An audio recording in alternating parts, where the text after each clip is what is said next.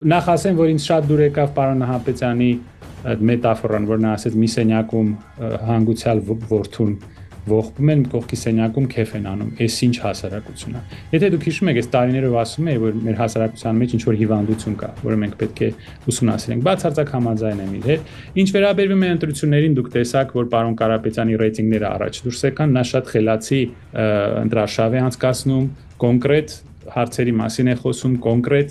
հարցերի լուծում է առաջարկում, ոչ թե հեքիաթներ եւ կախարդական փայտիկներ, այս սուտ խոստումները, որ 8 տարի լսում ենք, նա կոնկրետ ծրագիր է առաջարկում մարդկանց, ես կարծում եմ, որ նա ամեն ինչ շատ ճիշտ է անում եւ մի տոկոս տեսակ, որ վերջապես անցավ այս դավաճանների խմբից։ Իհարկե, այս ղեկավարի մոտ սկսվելու է հիստերիկ ռեակցիա, նա սկսելու է ասել, որ բոլորը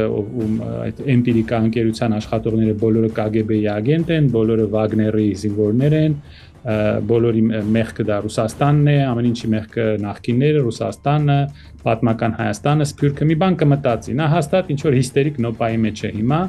Իհարկե խստացնելու է տերորը, էլի սկսելու են ցուցակներով մարդկանց ստիպել, որ նրանք գան